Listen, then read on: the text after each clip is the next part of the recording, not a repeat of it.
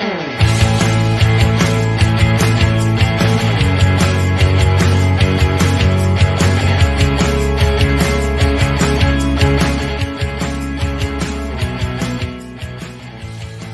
I'm Sarah Hagigi. And I'm Erin Babornik. Welcome to COABE's Adult Ed Advocast. The Advocast is a partner podcast of COABE State Advocate for Adult Education Fellowship. Each episode highlights challenges and successes in advocacy. We also highlight a new student story. We're glad you're here. Now let's get started.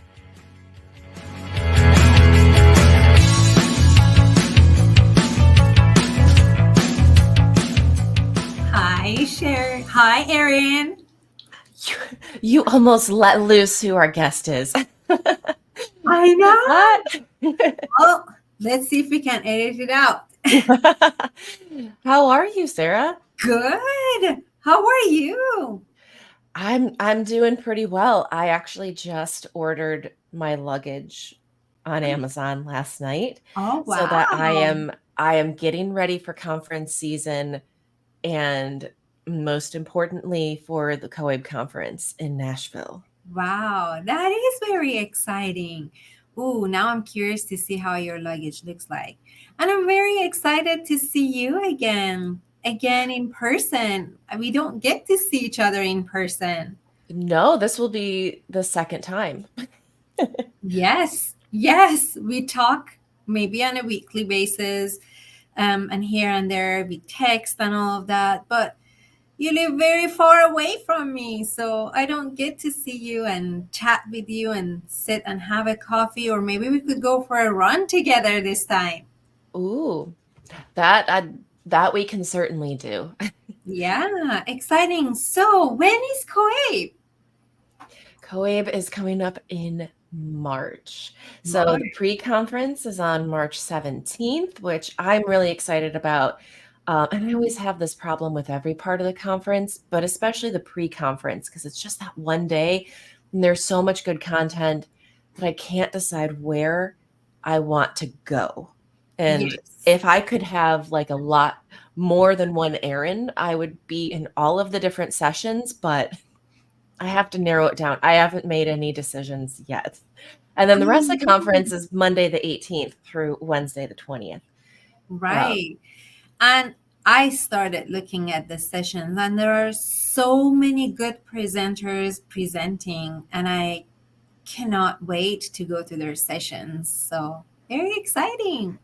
And I'm also really, really excited for the Learner Summit, which is happening on Monday, March 18th, which is going to be a series of sessions that are presented by adult learners and alumni to adult learners and alumni.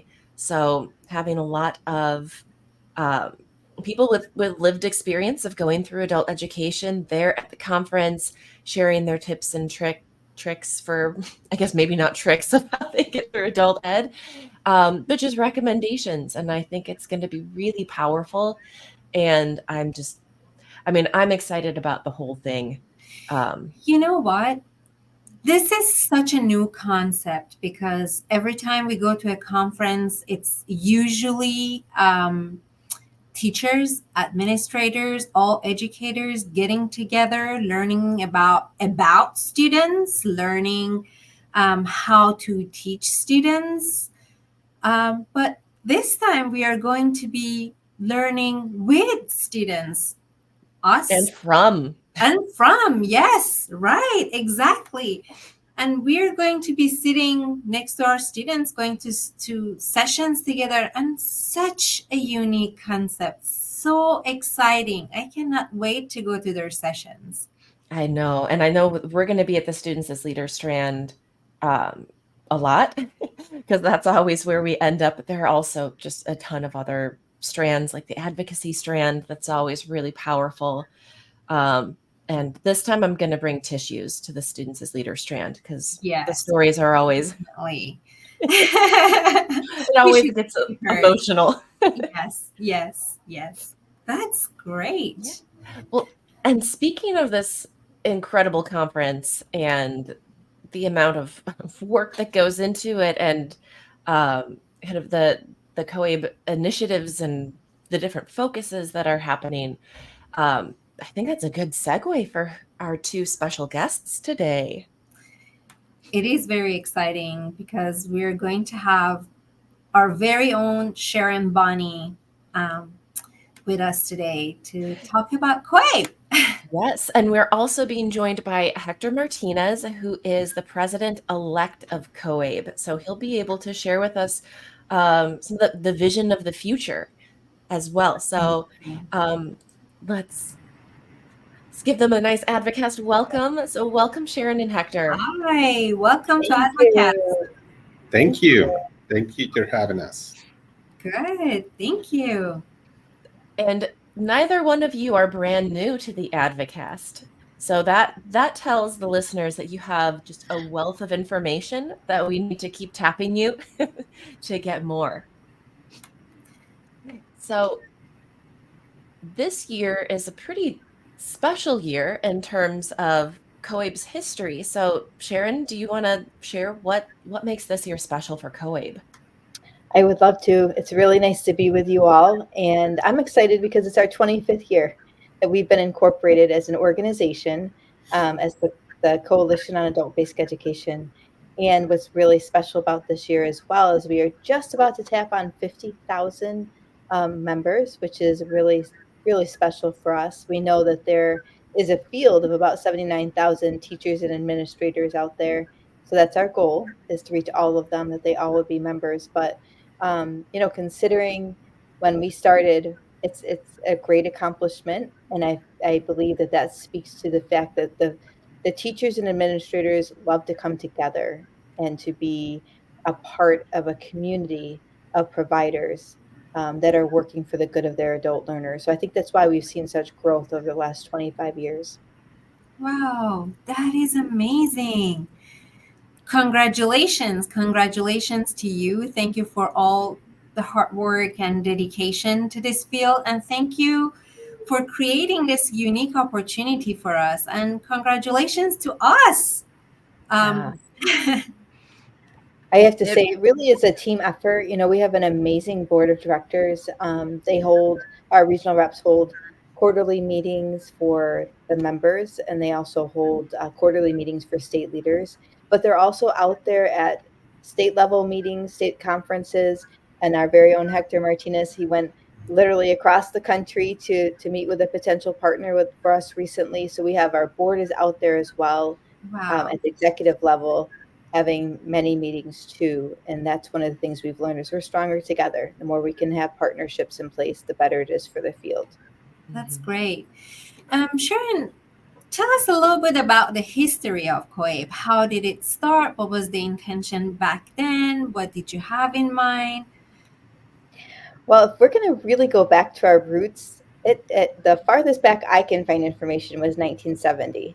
And what's kind of interesting about COABE is that we were actually like a department of another company. So the organization called AAACE, we were a department back in the day, and our conferences would have like 300 people, so just more like a state association sort of a look and feel to it. And that went on for decades, really for a long time. In 1999 or 98 was when I engaged with COABE. It was really they had broken away from that organization that they were a department underneath, and they were looking for services. Everything from like back then there wasn't the internet, or if there was, people weren't on the internet yet. It was more about like business cards and membership support and things like that. So the organization that I worked for at the time was very interested in providing that basic infrastructure support, and I worked at that company. At the time, it was called Laubach Literacy. Their motto was "Each one, teach one, and win one to Christ." So it was a very faith-based organization, started by a missionary who felt that when you help people with literacy, you help them up and out of poverty and into a family-sustaining job. He really saw that as very critical. In fact, he had a newspaper called News for You, which was written at the fourth grade reading level for learners, and written right out of Syracuse University back in the day. So the Laubach Literacy had been around for decades. They had a wonderful reputation, and I was working there. And I still remember when my boss brought up the idea at the time of, hey, what do you think about COABE and possibly helping them out? So I remember our senior management group sat down and looked at what we could do and how we could support COABE. And that was the beginning of just a fantastic relationship over the years. One of the things I have loved about COABE is our board is so open to ideas, like listening to the field and then taking, okay, what's going on in the field? How can we address it? And this is where I'd love to kind of punt to Hector because he's been around for a long time at COABE in various roles and responsibilities. And Hector, wouldn't you say that's kind of the beauty, in my opinion, that's like one of Yeah, the beautiful things about our board is just how open they are to trying things that will help the field. yeah. I can say, Sharon, that I've been involved with COABE since that separation from the previous entity. And I was in Chicago, I believe, and that was the last one part of the last conference together. And then I was involved as a regional rep and then technology chair and then now as president-elect. But I can just say that COABE is being like this butterfly. It was incubated in some way that now it is flying along, and it is taking care of not only professionals in the adult education, but Sarah, you mentioned the students, and this is the way that I can see the future. Um, the student engagement, because our students are becoming professionals, and those Mm. professionals sometimes are coming into our field, or we are providing services beyond what we provide before. Then it is a transformation of COABE, and I think it is more the engagement of the past students that became professionals, and now it's time to give back to the community what they've been receiving from the local programs. And that's something that's really unique. So it's really unique to have a professional organization that does work to really include those who they serve. Um, and so how did how did that students as leaders work begin? Because it certainly has been something that's supported by the board, like you said, Hector. It's something that um, those who are involved in COABE are passionate about, but it's also something that I really don't see in other professional organizations. I'm gonna let Sharon talk a little bit about that because she was involved from the beginning of including the students. But from my experience being a student and being part of what COA was doing, I was interested not only in what how to reach other professionals in the careers and be able to networking. When we're talking about or when we talk with some professionals across the country, we also talk in the same language in adult education, literacy, and help others, then that is a common practice for COE. Then when we are coming to the conference, I'm going to use our president's words. We're come as a family, and COE is just growing as a family to almost 50,000 members, and that family is now to embrace those new members, and those are the students. Then I think the idea when that was brought to the board and to the COIB is just the board embrace the idea, and it's just I think we are on the perfect time to see that grow, and we're gonna work and we're gonna do the best we can to make that happen. So true, Hector. And so I remember when this really kind of kicked off in 2016 was the first time we took folks to the Capitol. And I say we took because we paid for it. We found sponsorship to bring state directors, state association leaders, and where possible, adult learners, and understanding they had to leave jobs and children behind to come with us. And we met some amazing adult learners there in DC who came from different areas of the country. And I know for me, it was such a light bulb. I thought to myself, why are we not including them more often in what we're doing? How can we get them more engaged? And I should also mention that in 2014 was the first time I can recall that we had a Students as Leaders strand at the conference. It was there in Pennsylvania. And so that was just our first attempt at that. So that was kind of in the back burner, back of my mind. 2016, we went to the conference. Well, that 2017 was the year we kicked off our National Educate and Elevate Public Awareness campaign. And I remember thinking, okay, there's millions of learners, and there's only at best, I say only, but 79,000 in the system of adult education. And I think back then it was actually less than that. So I was just from a mathematical standpoint, I'm thinking if there was some way even to get 10% of those adult learners speaking up about their experience, because we know literacy, it's that pipeline, it transforms lives. It's that pipeline to jobs and the community college. It's what helps the mothers and fathers to be able to read to their children and help them with their homework. So I'm thinking, why are we not finding a way to bring these voices, these individuals along to share their personal story? So this Educate and Elevate National Public Awareness campaign really was the impetus for that, for the Students as Leaders movement, because we know we need that. They tell their story best, right? So we need them to be a part of that. So along the way, we started working with different partners like Google and IBM Skills Build to bring in different benefits. So IBM Skills Build, there's over 11,000 badges and credentials that adult learners can access for free. It makes them more employable. It's something they can put on their LinkedIn profile, on their resume. Google, we worked with them on the Google Applied Digital Skills so that every adult learner would have access to a Gmail account, but also all sorts of other learning that they could take advantage of.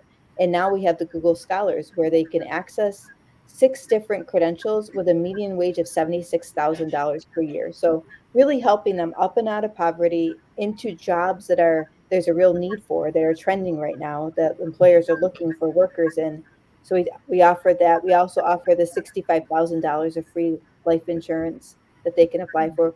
We offer the opportunity to be featured in our student success campaign, as well as the alumni longitudinal study, where we're really trying to gauge the impact, the ROI of adult education in their lives over the course of years, right? Mm-hmm. Yeah. So our goal is to continue to grow that. We have a wonderful ambassador program that Erin leads with the Students as Leaders chair from our board as well. And so I feel like we're just getting started. Like you said, Hector, we've just figured out kind of how to put our butterfly wings on. Mm-hmm. And there's a lot more that we can do. But I think we're on that, like we're right on that tip of like jumping off and figuring out all these additional pieces so that my goal would be 3.2 million learners are members of COABE. That would be my goal. All of those learners out there have joined the organization.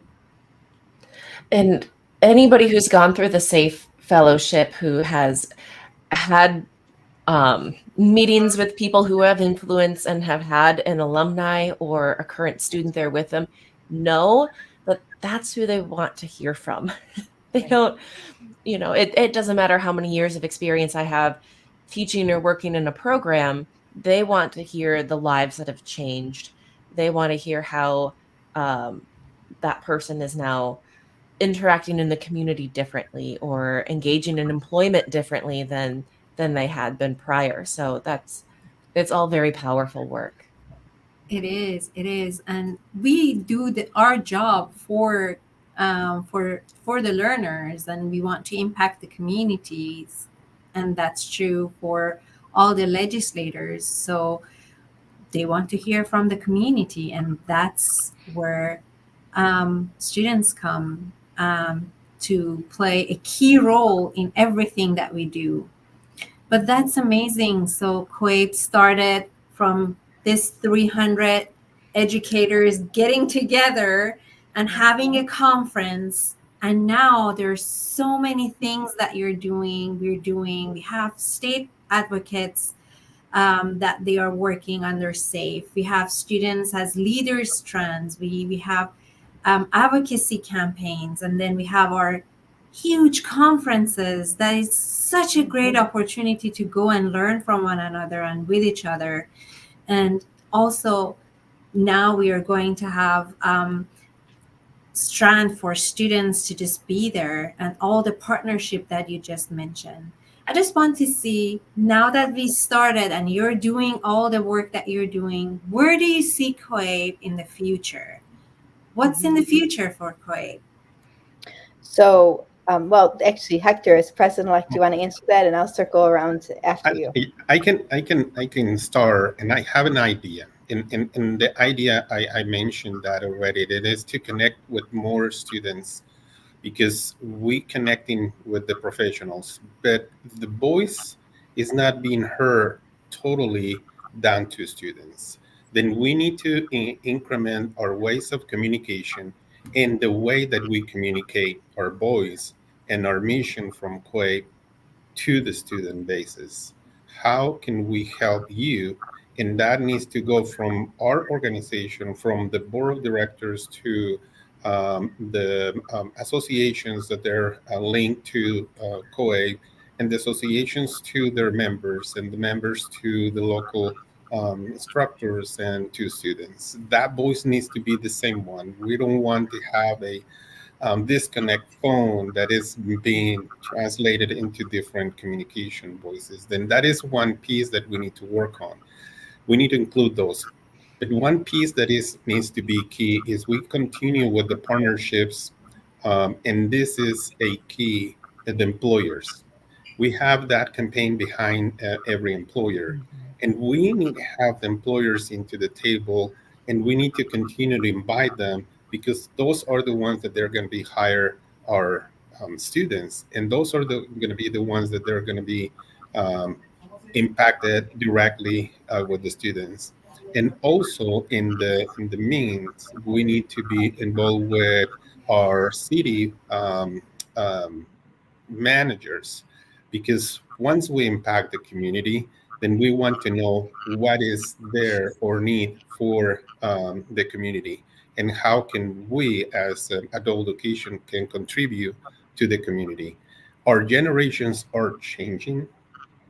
The students that we are serving are a little different, and we need to find the way to serve those students. Then what I see in the future again is increase the number of students participating on our efforts, and streamline the communication, that the message is the same from the top all the way to the bottom, and engage employers.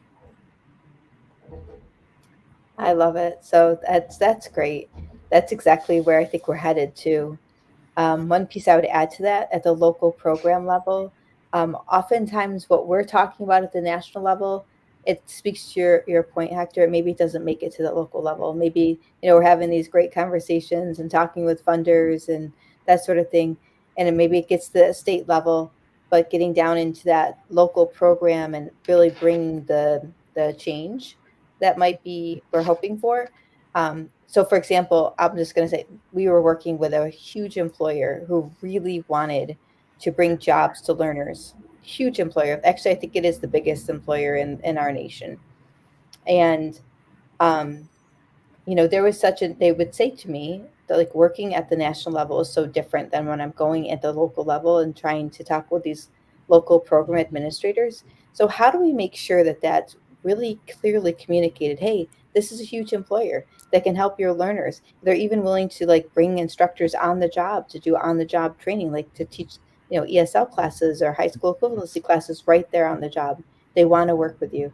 So how do we do that? But I also think another piece that goes with that is the excellence in local programming.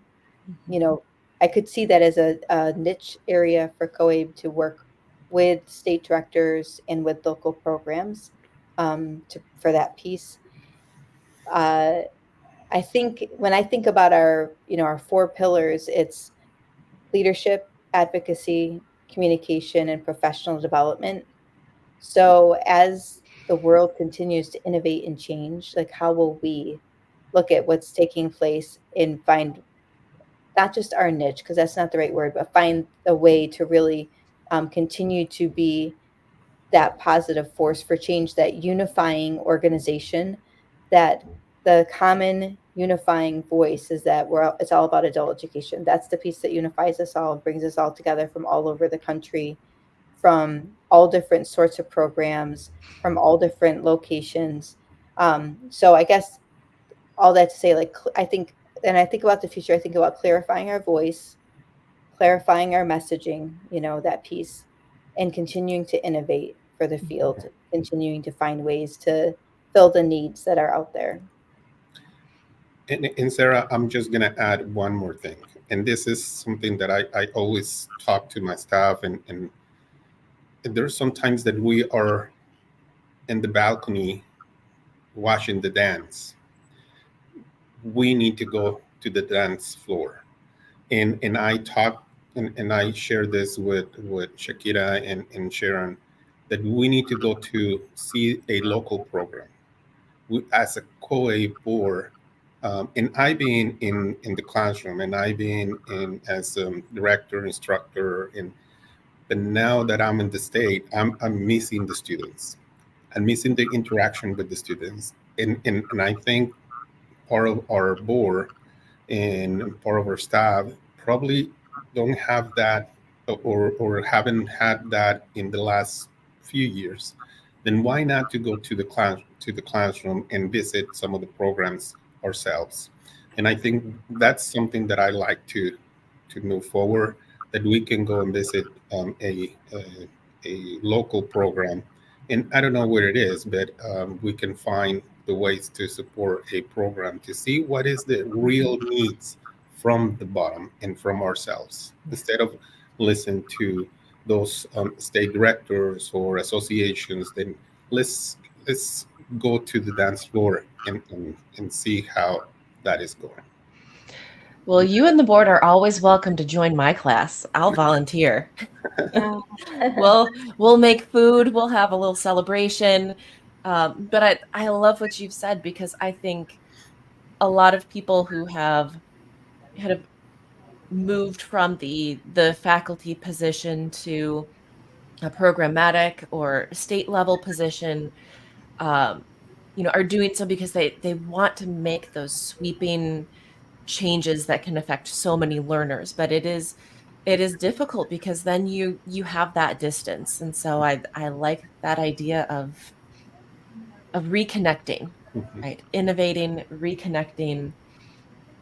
And that is a challenge for administrators. A lot of administrators, even in the field, they started as an educator teaching in the classrooms. They started as volunteers, and they were very familiar with the population that they started working with. And then as when they go farther and farther and they get caught up with the admin work, they sometimes lose touch with the nature of the students that we have this year now in our classrooms. So this is such an amazing opportunity for every administrator to get connected to students, to learn from them.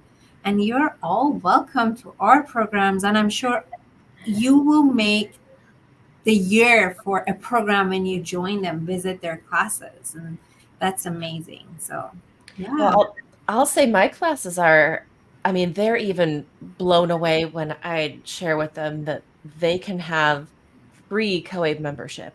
Right? They can attend the conference and their registration fee is waived. And they're just, they're a bit shocked, because they think this is a really big organization. And we see the all of these different leveled prices, and for us, I can just be part of it. Like, you can't just be part of it. You are part of it. This is why COABE is here. So sign up, get connected. Yeah, it's such a good opportunity, because when we have teachers, when we send our teachers to go to the conferences, we have to get a substitute teacher for the class. And the teacher has to say goodbye for a couple of days to the students and explain why they are not there. And there's always this question for the students that, it must be interesting when you travel for work, huh? So where are you going? Oh, how exciting. Tell us about it. And I've seen so many teachers to take pictures and take some swag bags or swag. They collect swag to bring to their students, the pens and pencils and all of that. And this is such a great opportunities that students can join their instructors to see where they are going and be with them, virtually or in person. So that's exciting. Thank you. It is very exciting. Thank you to Erin for her work on the Students as Leaders strand with you, Sarah, as the strand coordinator, and with Kristen Hempel as the Students as Leaders chair, because I know a lot of TLC has gone into this. Like our folks have been very passionate about this and have really wanted to see it be successful. So I just want to thank you both for your hard work on that. Thank you. And now, as we're kind of winding down here, I have one last question, because you're saying we're almost at 50,000 members. And we know COABE is 25, quarter of a century. How many members were there when you joined COABE? So when I joined COABE, I was just looking back on this the other day, because that's a little bit of a different number than 2009. I came on board as the full-time administrator for COABE, or manager. So I believe that when I joined or started working with COABE back in 1998, 99, I think it was 1999, I believe that we had like 1,200 and something members. And then Wow. that kind of stayed that way for quite some time. In 2009, we had 1,379. I remember that number well. Because I remember, if you can believe this, it's a crazy story. But I remember we didn't have the money back then to send out the renewal notices. And I remember talking to the board president and saying, but if we don't send out the renewal notices, nobody's going to join. Because this is back before we were using internet and listservs and things like this, you know. So that was a big deal. I had to go to the board for approval and all that to get out our membership notices, you know, so people would renew.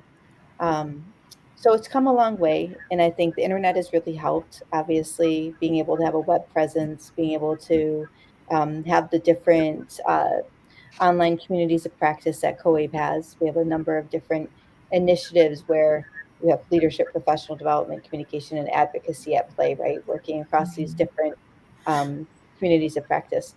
So certainly that's been huge.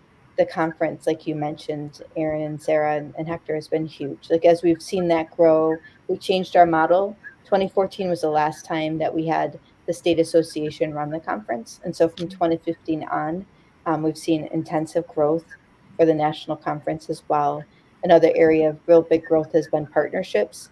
So not just partnerships at the state level, but partnerships with business and industry, really being intentional about who we want to partner with, like the Tysons and the Amazons and the Google and the U.S. Chamber of Commerce and the National Governors Association and organizations like that, being very intentional about that, making sure we go, as you said, Hector, we go to their dance floor. We meet them where they're dancing and we tune in. So, and if we can, we bring a learner along with us, right, to tell the story about how adult education is transforming their lives. So it's been a wonderful journey. I have to say personally, there are times I'm literally moved to tears when I think about how thankful I am to have been able to work with our amazing board of directors, who has always been open to ideas. Like always, let's try this to help the field. Let's try that. Let's put a few $1,000s here and see if this will work.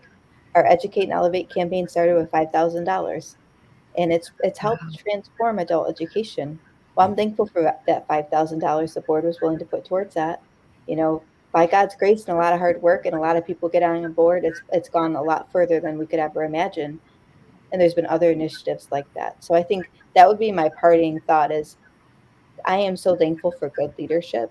I am thankful for the board members who are typically teachers or administrators or sometimes even adult learners who come in and they give their time and resources and energy and talent to COABE and help to create this environment where we can innovate and help meet the needs of the field. And I think that's so that's something I don't always see too. You know, like COABE has a board that is involved and passionate, and I'm always blown away by how much time and effort and care is put into everything, because I think, wait, this is voluntary, and you you believe in this mission, and you know what the impact could be, and you're all in. And so I think that's part of what really makes COABE so incredible. We are grateful for all the work that you are doing every day. Thank you so much. Thank you, Hector, and thank you, Sharon. Mhm. We appreciate you. And for listeners and viewers who want to get in touch with you, get engaged in social media, how can they find you? Hector, how can our viewers and listeners find you?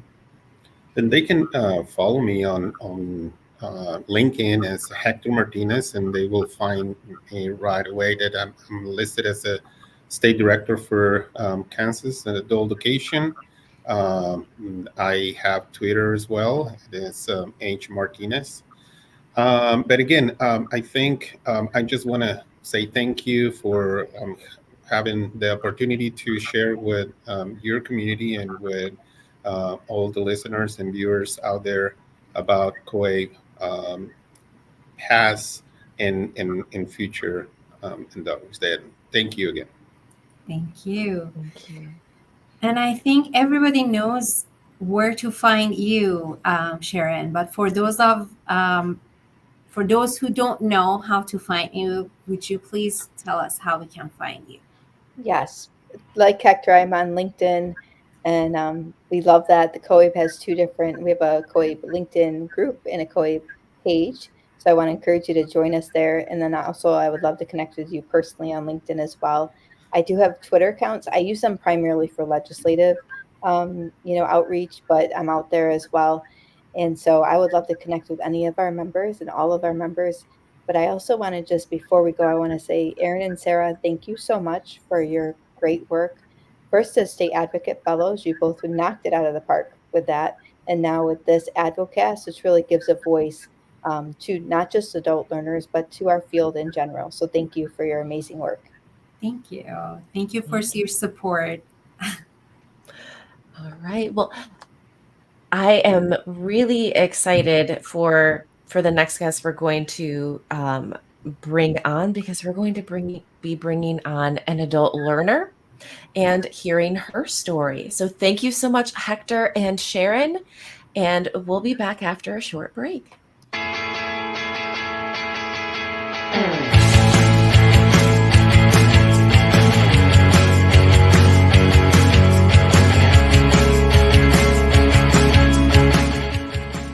Good. Now that we are back from the break, it's time to bring Kim in. Welcome, Kimberly. Hello, hi. Hello. Welcome to Advocast. We Thank have heard some really amazing things about you from Sharon Bonney. So, I love her. so you've connected with her, and we'd love to hear how that happened. I met her on Capitol Hill when I initially started my success journey. It started at Delta here, and we briefly kind of had like an elevator conversation, just really quick. We didn't have time because the bus was taking us from one place to the other, and maybe 3 blocks away. So in a matter of 3 blocks, we had a lot to say, and that moment was so precious for me because she did give me the confidence to continue not only that, but to be myself on Capitol Hill.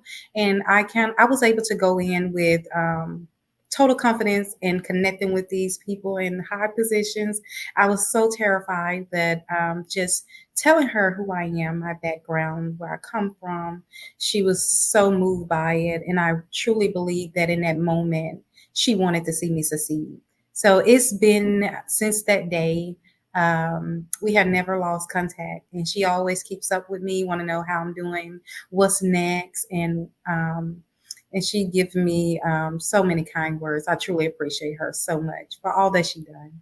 Oh, that's very sweet. Sharon is a very nice person, and I can imagine how much energy she gave you that day. But we also heard a lot of good things about you and fangirl you until we brought you here. So tell us about yourself.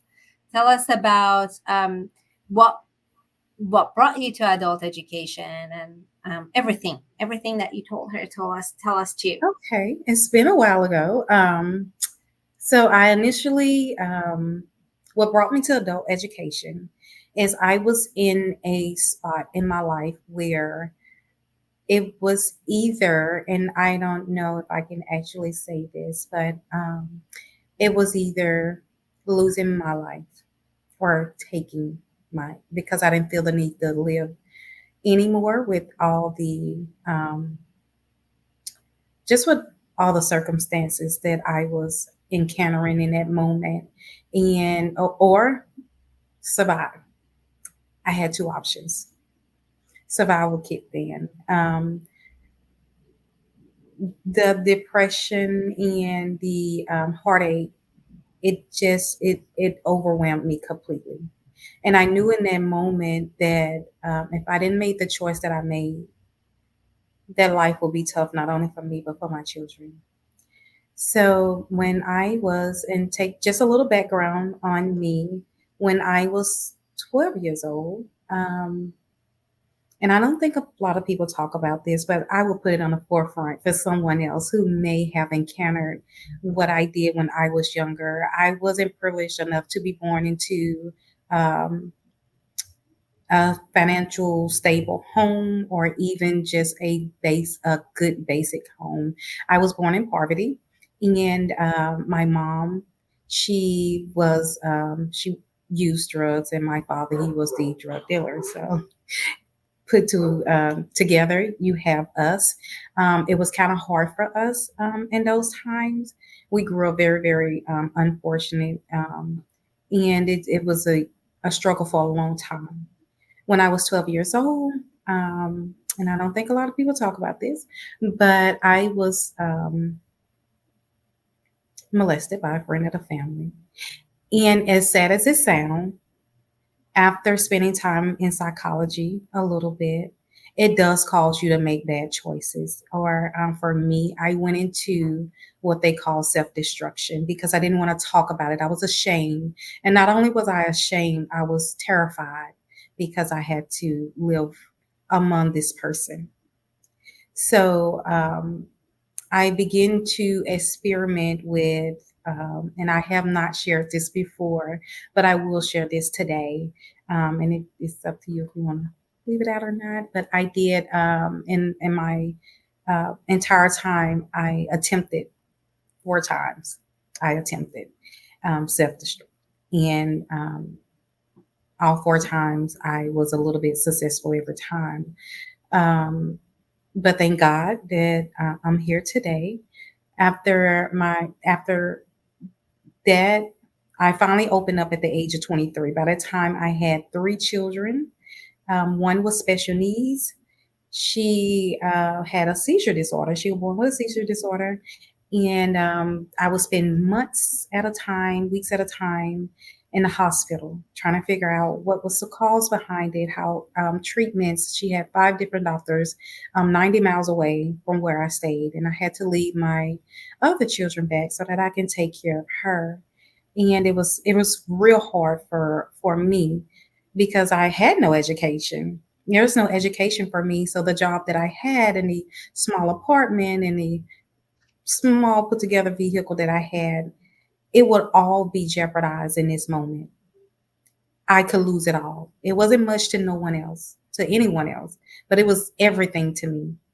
And lo and behold, my job did call me and they told me that, well, they gave me an ultimatum. They said that either you come in or we will have to replace you. And I had explained so many times, I'm at the hospital, I'm in here with doctors. Can you please just spare me, grace me with another week? I promise I'll be there. But unfortunately, I did lose my job. And once I lost my job, I lost my home and I lost my vehicle. So me and my children became homeless. We did kind of sleep from couch to couch. I had no home. And in this moment, the moment that I was telling you about, the survival moment, you have two choices. I made an unconscious decision to go to school. I had dropped out at 14 years old, and I did not know how I was going to do it. I didn't know how to read or write per se. Not that I could remember anyways, because I was so young. And when I did approach the school, there was a small, a small little store on the side, and I went in that store. And on my way there, there was a kind of like a dollar store, and I remember I brought just a notebook and a pack of pens. Once I bought that, I went into the school. I was terrified. I was like, oh no, I can't do this. But lo and behold, when I went there, the people that was there, they were very welcoming. I had so much support. They finally figured out after a while, I kept leaving the school and I told no one. I told no one. I would just up and leave class, but they knew I was dedicated. I would be the first one there and the last to leave, and even did extra hours if they open on a Saturday, or I'm sorry, on a Friday. The school would open on a Friday, and that was time you would study with the instructor, kind of one-on-one a little bit. I would attend. I would be there, and one of the professors finally figured out, why is she leaving? I mean, as soon as I get the call, I have to go because it's my daughter, and she's either seizing or she has been picked up. It's an emergency. So finally, one day, one of the instructors, she asked me, she said, I'm just not trying to get in your business, but why do you keep leaving? And I explained to her what was going on, and she was like, oh my God, I had no idea that was happening. She says, is there anything that we can do? And I kind of just let it all out. And she said, hey, we're going to give you a counselor. And when I met this counselor, I never forget her. She broke a lot of barriers in my life. I was able to learn more, not knowing that barriers keep you hindered from a lot of things, but those barriers kept me from a lot of things. And most of it was my childhood that those barriers stood, and they really kept me away from success. But lo and behold, I was chosen they felt that my story was unique, and they wanted, me to go to Capitol Hill. I didn't know what to expect. I was kind of terrified. But again, I met Miss Sharon Bonney, and she gave me that confidence. She was like, hey, you got this, just go in there, tell your truth, and, just be honest. And I began to connect with the legislators and told them my story, and they was just like, and then they was like, oh my God, and you're here today? And I'm like, well, yeah, I'm kind of here with you. So that's kind of a brief background on everything. I didn't mean to go so deep with a few things, but it is my truth. And I know that someone else may be in the same position, or even worse. And I would just like to give them hope, even if it costs me putting my humiliation in the forefront. I would take that if it would help someone else. Oh my God. Wow. Thank you so much for sharing. No problem. This needs a lot of self-confidence and bravery to share your truth and your story.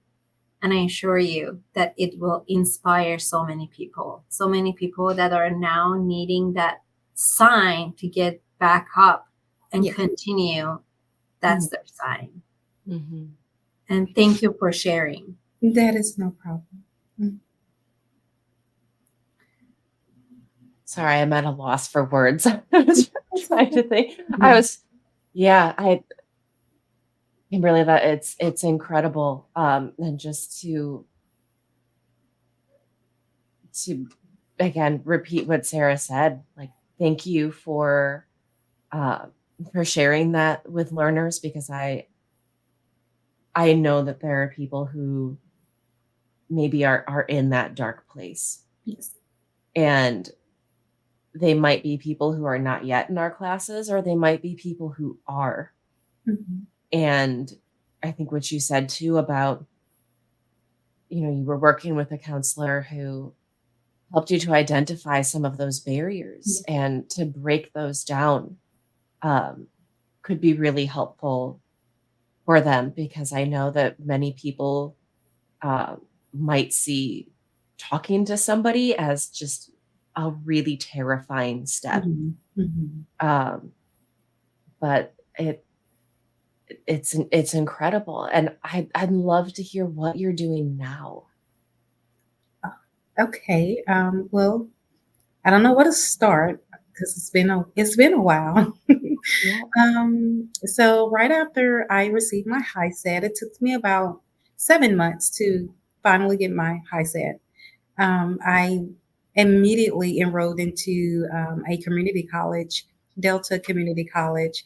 They also they used me as kind of their poster child, and I did for Delta the same. There's actually a documentary for Delta, kind of dealing with the same thing here. Right after Delta, I received my associate's degree in early childhood education. My initial goal was to start a child care center, but I don't believe the Lord was done with me yet. And I had my own plans. However, I enrolled into Grambling State University, where I received a 4-year bachelor's degree in early childhood development, language, and literacy. I later then got into the I Teach program where I became a teacher, second grade ELA. I'm a 3-year teacher. This will be going on my 4th year teaching. I'm currently at the process where I'm getting my license, my teacher license, and I'm also a master's student at Jackson State University. Well, I'll be graduating in May this spring with my master's in early childhood curriculum and instruction. I also serve on the leadership team at my job, where I collaborate with the administration and different teachers.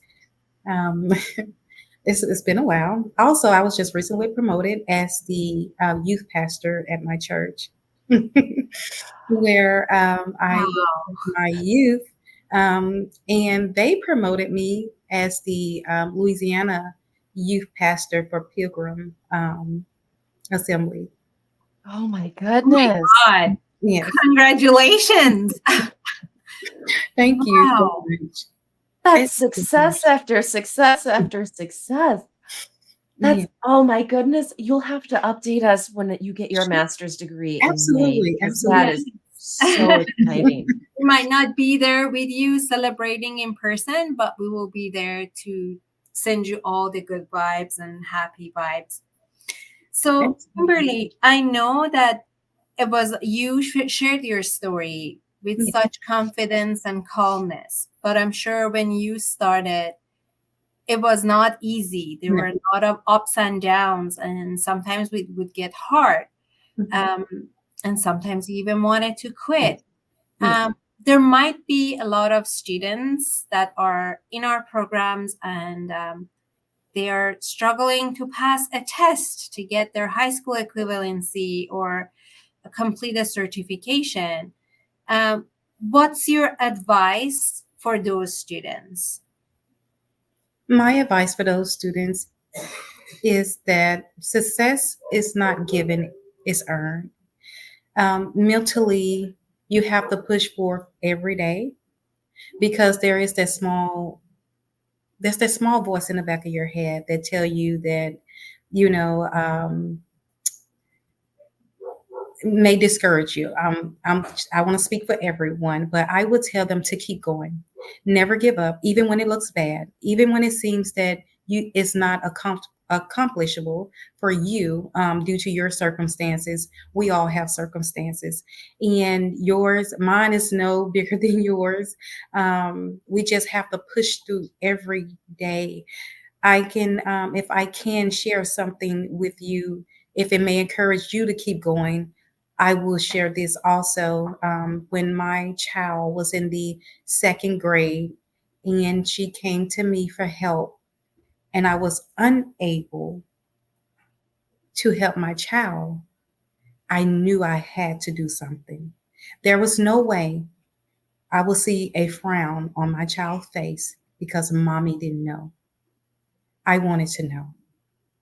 And that's what I did. With everything in me, with everything in you, never give up.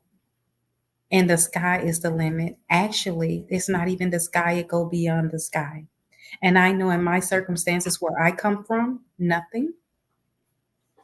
There's a whole lot for us. And one thing I had to understand is it wasn't where I was born or where I come from or my background. It's what's ahead and what I wanted for myself or what I wanted for my children. Once I realized that success was at hand reach and all I had to do was grab it because I wanted it, everything opened up from there. Everything opened up from there, even from being homeless to being a homeowner or never owning a good car to purchasing 2 brand new cars and having my daughter 19 years old in college on her second year as a risk management major, and she's doing awesome. And had I never took that step, not only could it have affected me, but my children and my children's children, because we want the cycle to stop. If you want better, you just have to reach out and get it because it's at arm reach. Mm-hmm. We say that you educate a mom, you just not educate one person. By educating a mom, you're not just educating one person, you educate all the generations after. Yes, absolutely. And congratulations to you and to your daughter. Thank you so much. And Kimberly, again, thank you so much for honoring us with your story, for sharing it with listeners. And I know it's going to get to some people who really needed to hear it. And just knowing that you sharing your story is helping to empower others or give them courage, give them hope when they might feel a lack of those right now. So thank you so much for joining us. You're welcome. Yeah. It was an honor. And stay in touch, please. I sure will. Yes. Absolutely. Because we want to shout you out in May on the podcast. You got to send us a picture of you in your cap and gown. Absolutely. As a master's student, graduate. And we'll make sure we share that far and wide because we are so excited for you. Thank you again. Thank you. Thank you all so much. So nice meeting you all. Nice talking to you and nice meeting you. Thank you. You're welcome. Wow. Oh my God. I'm so inspired. I'm very happy that we got this opportunity to talk to Kimberly. She brings the message of hope and courage. And I'm very happy that we had this opportunity to know her. And I think it really, I love that she speaks to that encouragement that Sharon gave her. Because so many times on the podcast, we hear students talk about the impact of their teachers. And anybody at the program level or higher might be thinking, yeah, but what can I do? And really just making that connection and encouraging somebody is monumental. So, wow, I am so excited. I hope that the listeners love this podcast episode as much as we did. And stay tuned for the next episode.